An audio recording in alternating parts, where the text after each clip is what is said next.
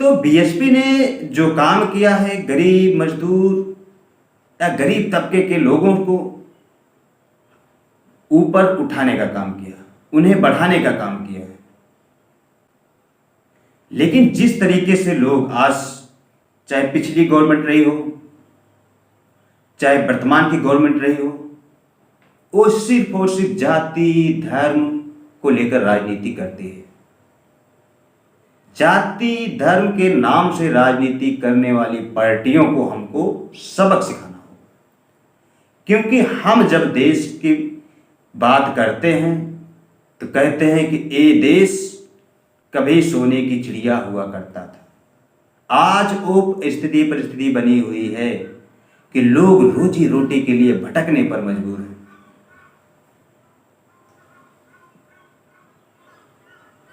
शिक्षा का स्तर इतना गिर गया है कि अगर बच्चों को कोई अपने अच्छी शिक्षा देना चाहे, उसे नर्सरी में एडमिशन कराना पड़ता है। नर्सरी में क्यों कराना पड़ता है? कि नर्सरी को इतना महत्व दे दिया गया है कि सारी व्यवस्थाएं, अच्छी शिक्षा आपको नर्सरी मिलेंगी।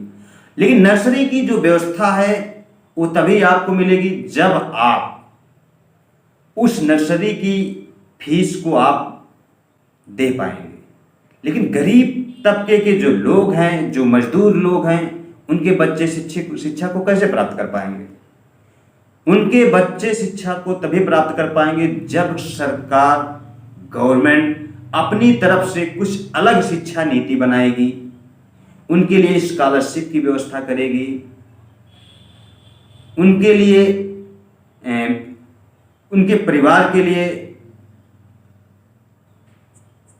उनकी रोजी रोटी के लिए कुछ व्यवस्था नीति अलग से बनाएगी, जिससे गरीब तबके का जो परिवार है वो अपने बच्चों को अच्छी शिक्षा दिला सके और साथ ही साथ अपने बच्चों का अच्छे से भरण पोषण कर सके। तो मेरा बीएसपी गवर्नमेंट से सबसे बड़ा मैसेज हमको यही मिलता है कि बीएसपी गवर्नमेंट ने गरीब मजदूर असहाय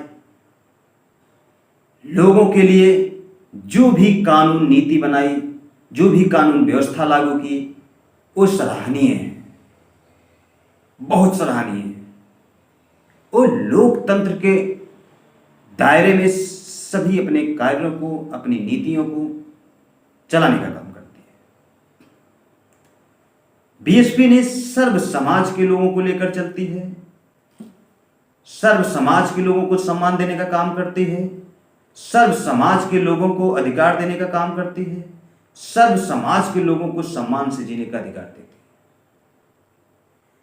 तो हम और आप अगर इस पर विचार करें तो बेहतर होगा कि आने वाला समय जो है वो बीएसपी का होगा। आगामी चुनाव 2022 का जिस तरीके से तमाम विपक्षी दल, वर्तमान सरकार तरह तरह के लुभावने वादे, तरह तरह की लालची या जुमलेबाज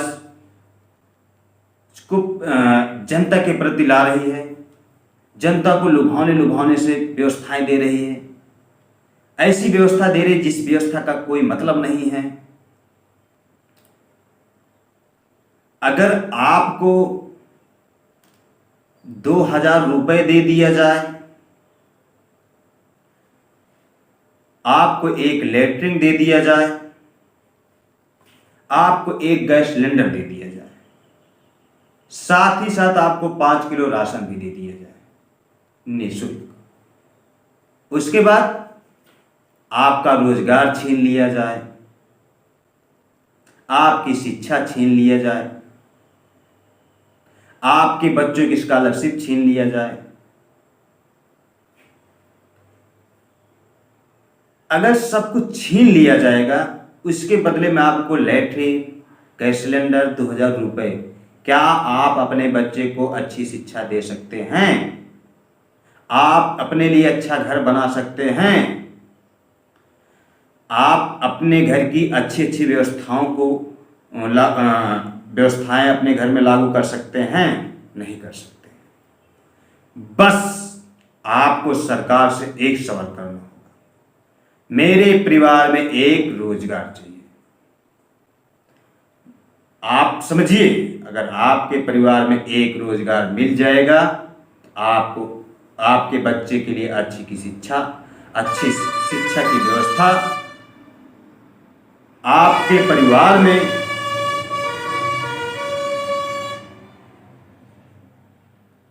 जितनी व्यवस्थाएं लागू हो सकती हैं जरूरत की, उसको आप खुद कर सकते हैं।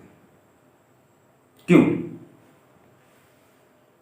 आप सरकार से मांग रखिए, ये नहीं चाहिए मुझे लैट्रिन आपकी, मुझे आपका गैस सिलेंडर नहीं चाहिए, मुझे 2000 रुपए आपके नहीं चाहिए, बस मेरे परिवार में एक नौकरी चाहिए जिससे मैं अपने परिवार का पालन पोषण अच्छे से कर सकूं, अपने बच्चों को अच्छी शिक्षा दिला सकूं।